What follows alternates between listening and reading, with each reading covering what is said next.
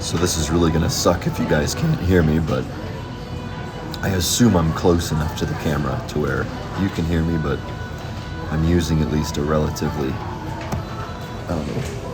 5-foot voice. I am in public, so work with me, but I am also incredibly emotional at the moment. My anger from yesterday has moved to sadness and thankfully forgiveness. And I know this may not even matter unless you watched the previous video that I just posted yesterday. The topic of choice yesterday was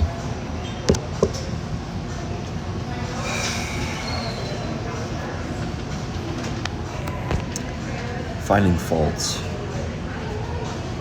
with the Christian organization, Christian people, kind of setting higher standards for the Christian people and expecting more out of us. I'm not ruled out of this. I am absolutely a follower and a believer, wholeheartedly, God, Jesus. My complaint yesterday was that Christians, including myself, do a relatively poor job at keeping not just each other accountable, but helping out those that are just fallen, that are completely fallen away. It's easy for me to justify going after people that have fallen away. One being because, well, that's exactly what Jesus did. Jesus went to the people that specifically just were downright sinners, just the worst of the worst people, and sat with them, prayed with them, healed them, loved them.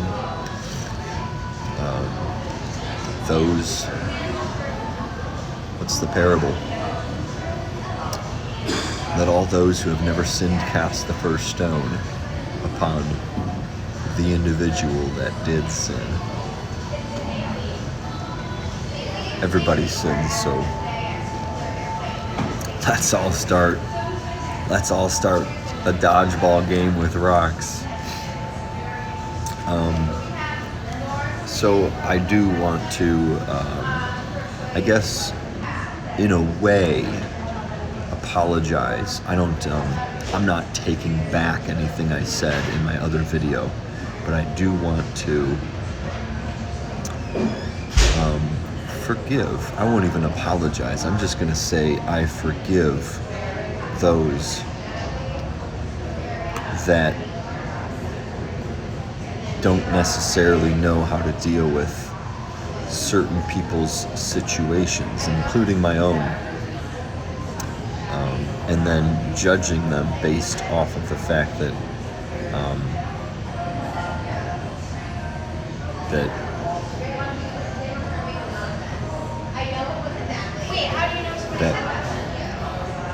certain sinners are left out in the cold. It's not necessarily that they're left out in the cold, it's just that some people don't know how to stand the cold, don't know how to, provide a blanket. They don't have an extra blanket, they don't have an extra, article of clothing to give up.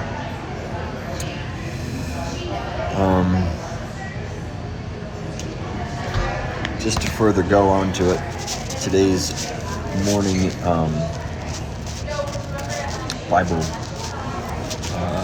Bible study with the group went into the life of Samson.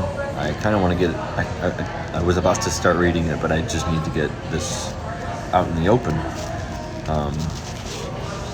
But the life of Samson, I'm not too knowledgeable on the stories. I find the Bible a little bit difficult to read at times and hard to understand.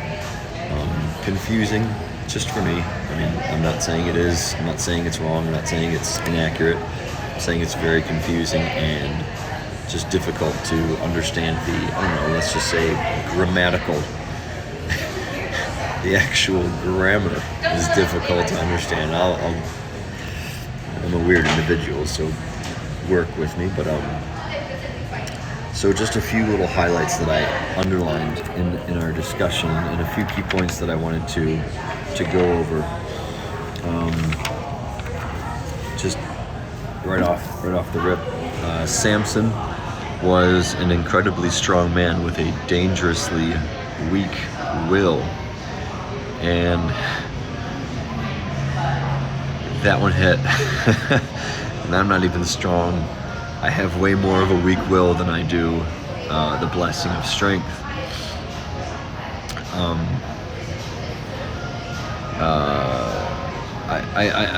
I guess I don't know myself as good as I'd like to think I do, but the question that follows is, have you ever felt weak or tempted in any area of your life? Clearly identify the areas in which you feel weak. Self-control, emotional outbursts, use of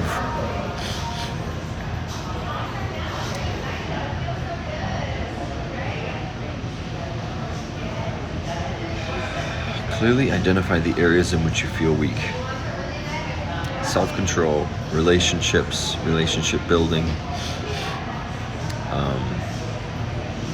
And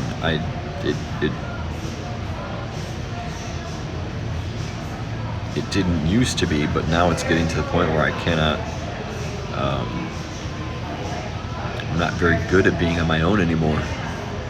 Now I have God, and it's a lot different than it used to be over the past 10 years, because God is certainly more than enough. Even though I may have had a relationship with him back then, it may not have been very strong. So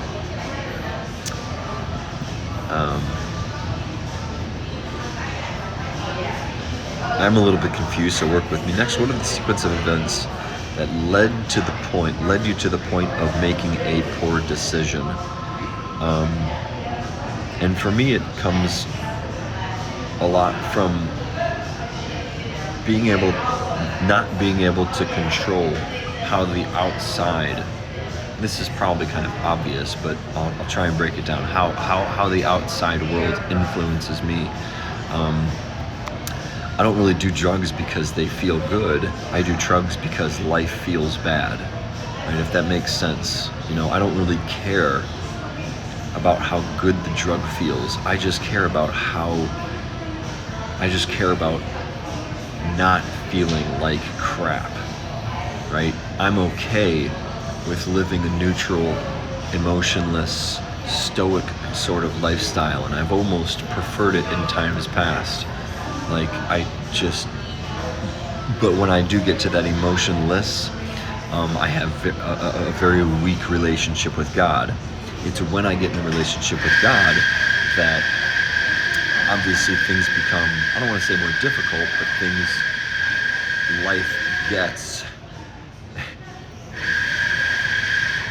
life becomes life. Like there's more involved when I bring feelings, when I allow feelings to enter my life. I know this is just kind of random or maybe a little loopy, but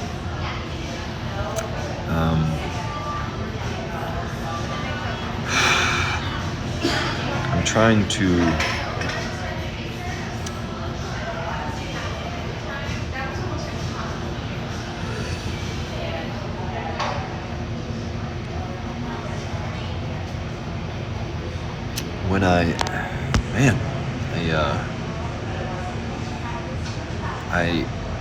I definitely find it difficult. I am very lost right now. I've literally been sitting here crying for a half hour.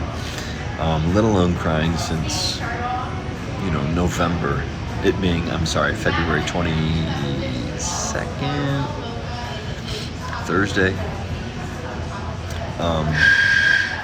But I mean, I feel like I have been emotionally draining I feel like my anger and sadness have been surfacing every day for the past 4 months.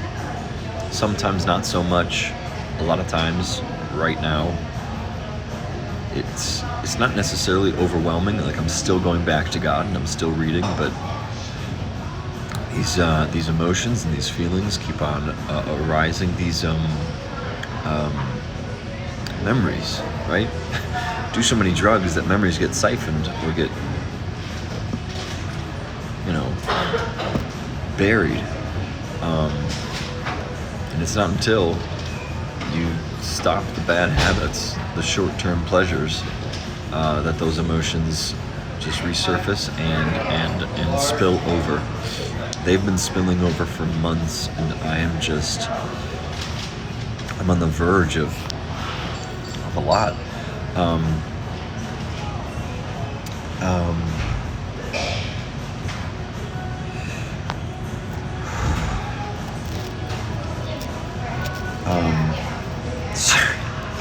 Shoot, I've been crying for a while. My nose is so clogged.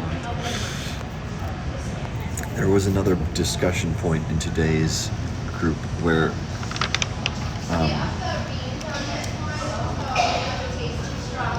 if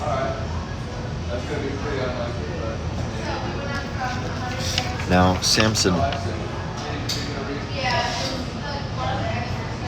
just going to read a little bit, and I'm sorry, I hate reading to a camera, but I need to set the stage for it. Samson being from one of the 12 tribes of Israel would have known the instructions from God of not marrying a pagan. Pagan is just a different style of religion, aside from pagan is the worship of other idols other than God or Jesus.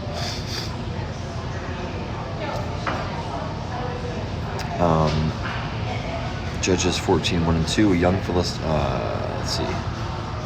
So basically, Samson finds a woman and wants to marry her. But I believe it's a Philistine woman, and as Samson is a Israelite,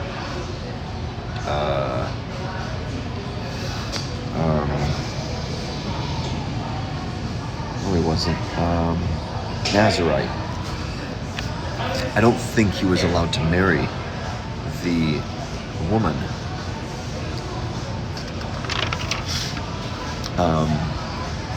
And the overall point is that you don't want to get into relationships with non-Christians. And that's a very rough sentence because it needs to be broken down. You don't want to get into deep relationships with non-Christians because that's just a recipe for kind of falling off the bandwagon of faith. And it struck me this morning because I'm on the side of trying to start building relationships, and I just don't even know where to begin. I don't know how. I don't know who to talk to. I'm realizing that it's easier to communicate with non-Christians, and I know that's a little gray. I think I'm being a little judgmental on it. I'm kind of just lumping up certain people into certain categories these days, and then just judging the relationship based on the conversations, the little conversations that we have. What I mentioned in yesterday's video, like the relationships that I'm building seem easier with people that aren't Christians. I have the church group that I'm with. Don't get me wrong, they're good people. And I think a part of the problem is that I personally do not feel like a good person anymore. I know, so I don't believe that that humans are inherently sinful. Not sinful, I want to use the right words here. We're born into sin. humans are born into sin. We're not naturally sin. Now humans, if you want to detach the human body from the soul, then the human body is like, it's like a sin. Like the fact that I don't want to go into this like this, but there's heaven and then there's earth. Now there could be heaven on earth, and that's what life may have looked like before, quote unquote, Eve ate the apple and put us into sin. Now I know this is a very gray area for the non-Christians, but work with me on the belief of we're not necessarily sin. We're like, the soul isn't sin. The body is sin. So with that, I don't even know where I was going.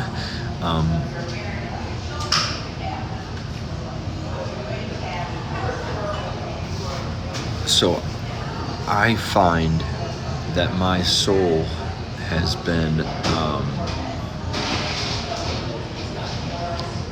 just buried underneath a rubble of sin that most Christians just find non-attractive.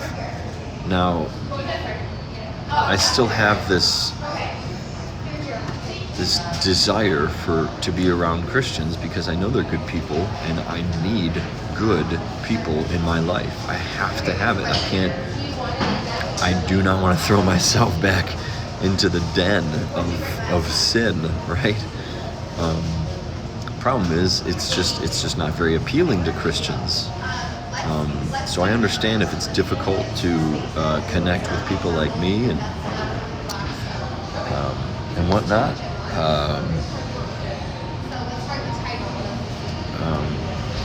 But as Jesus said, Jesus helped the most wicked of wicked. So I'll keep that in mind, but I don't want to condemn anybody for not being able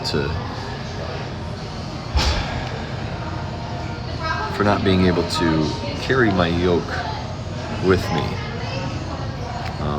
which is essentially what the proverb is.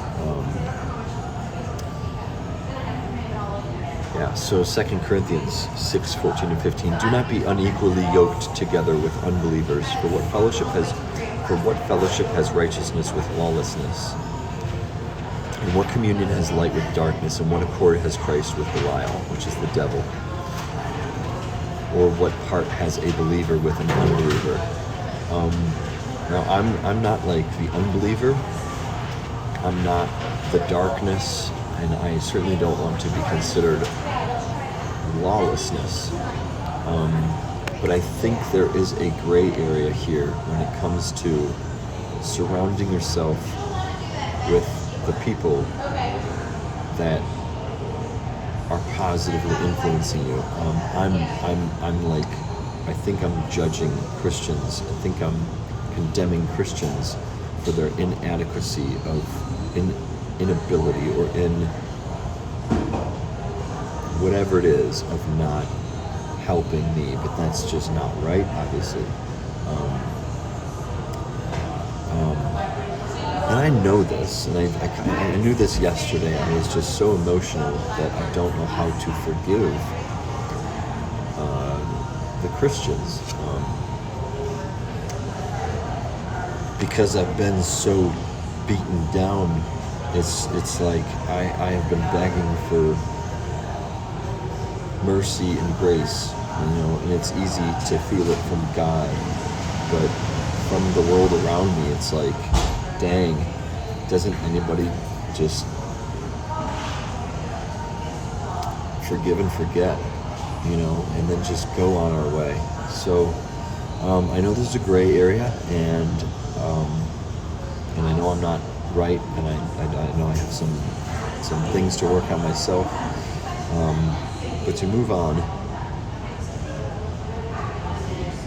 because I'm not really interested in marriage or even deep relationships. I'm just trying to get into relationships, and a lot of this was about making sure that you don't commit yourself to a deep relationship that is with somebody of a complete opposite belief system. just non-believer of Christ. It just makes it difficult. And then next one hit.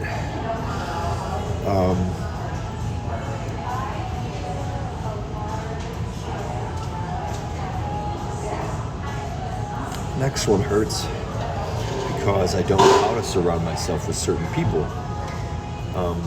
It's hard for me to put myself in the Christian scenario, because not only am I drawn, I'm glad I used that word because I'm about to use a different word. I'm glad I'm drawn to the churches, and I'm glad I'm drawn to Christians and positive God, Jesus believers, right? I'm drawn towards that. But it also leads to a style of attraction for me. Now, I don't know if it's necessarily connected. Like, I can still be attracted to non-believers, but it's almost like a bonus for Christians to me, because I know they're good, and not only am I attracted physically, sexually, to Christians because I know they're good people, but I actually love. I don't throw around the word love too often, but I love everybody. I mentioned that in yesterday's video. There's nobody that I don't love. I don't want to use the word more or less, but that's why I use the word drawn towards. I'm drawn towards the Christian group because I love that energy. I love just people that want to make a positive impact around the world, and want to do good, and want to see everybody in heaven. It's just like it's all positive, right? Who doesn't want that?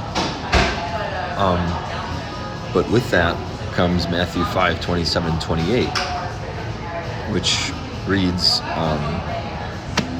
you've heard the commandment that says, you must not commit adultery, but I say, this is Jesus, anyone who even looks at a woman with lust has already committed adultery with her in his heart. And if you guys know me at all, you should realize how difficult it is for me to be around certain people of the masculine energy.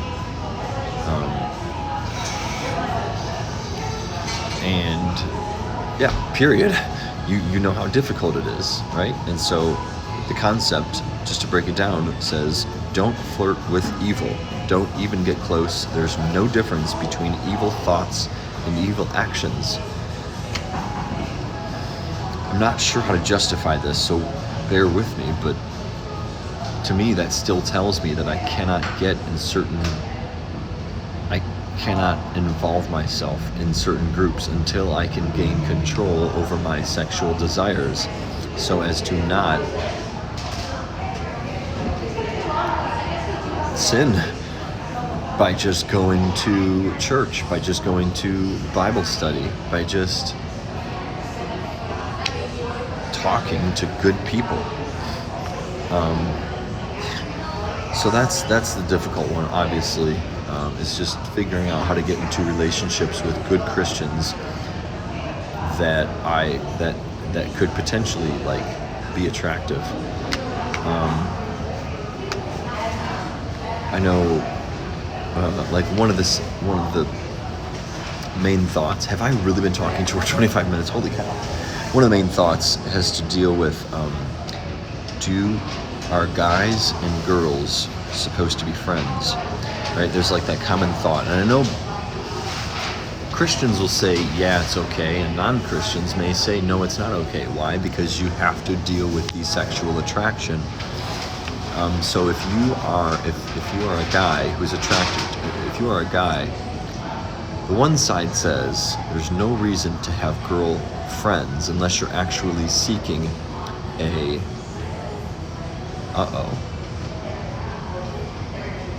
Sorry, I just had a text message come in, so I got to do something.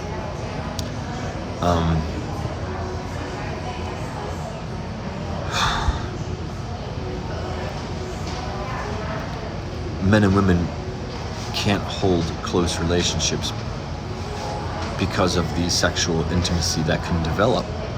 Now, if there's no intimate sexual desire, then quite honestly, the non-Christian may say, then there's still no reason to have a relationship because you guys just, like, men and women just don't connect. The reason for men and women to connect is to balance out our differences, not to go out and have a good time and just enjoy each other's company and, be buddy-buddy, right?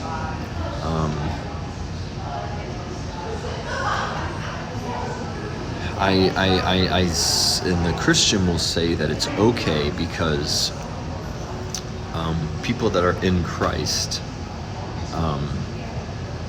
put the relationship of Christ before the relationship with the individual. So I think there's something about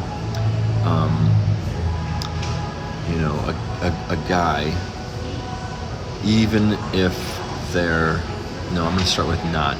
So a guy and a girl can be in a relationship, not boyfriend and girlfriend or individual, like, I'm so sorry on these. My vocabulary is terrible. Being in a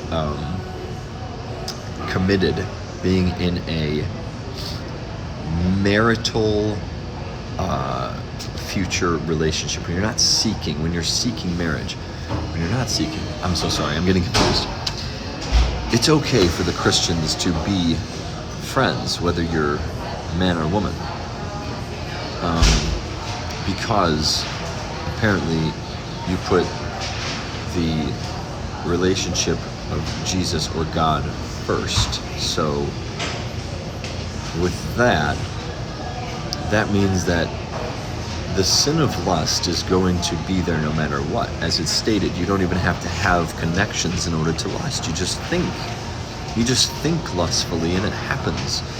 So how would you ever have relationships with people if all you have to do is think about it? But because there's forgiveness and because there's repentance, it's okay to have relationships with people of the opposite sex, even if you're sexually attracted to them, as long as you're disciplined and you put God first. So that's better. So I'm like on the fence or just confused. Maybe not even confused, because that sounds kind of okay.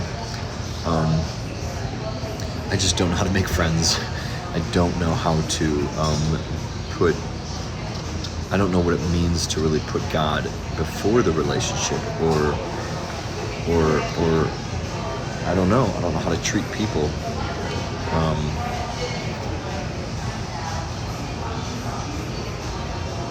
Because if you know me at all,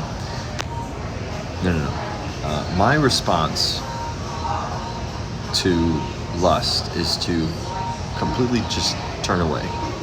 I'm not good at it, don't get me wrong, but in my head, in my mind, I feel like I can't get involved in certain relationships if I feel I'm attracted to that person.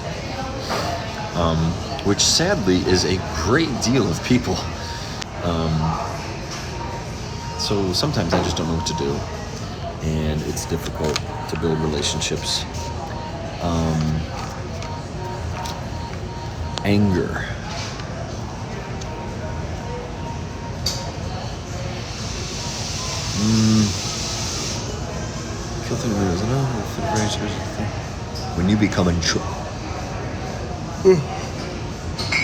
When you become uncontrollable, you become unusable. That's a big one for me. That is just like being incredibly strong, but weak, but having a weak will. If I can't control my actions, then my actions are absolutely useless, even if it looks like it's a good thing.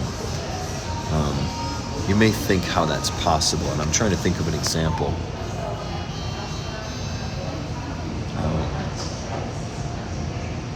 Uncontrollable. I want to think of a good example, but I'm not sure I could. Never take revenge.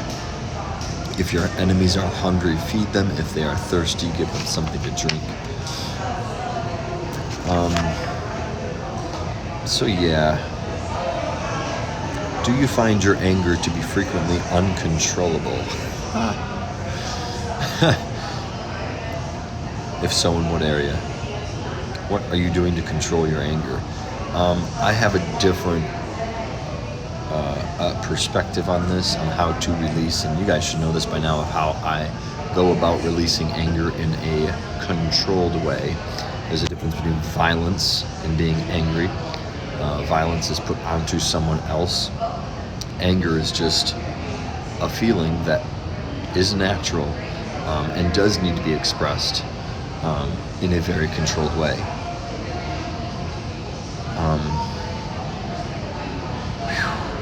All right, so that's the beginning of this.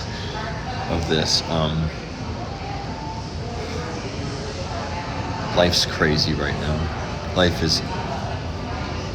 It's not even hard. It's very mentally draining. I don't work that much right now because the snow isn't coming down, and I don't have that secondary backup job that I was going for.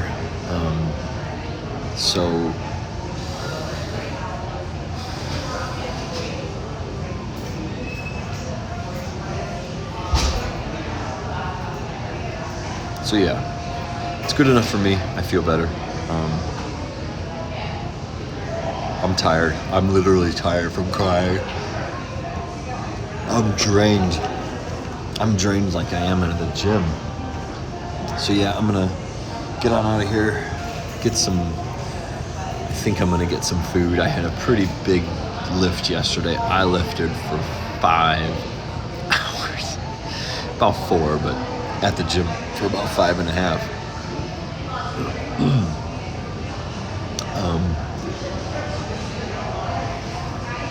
Yeah, I'm good. I'm gonna pause this now and get back to you guys maybe later. All right. Unexpressively.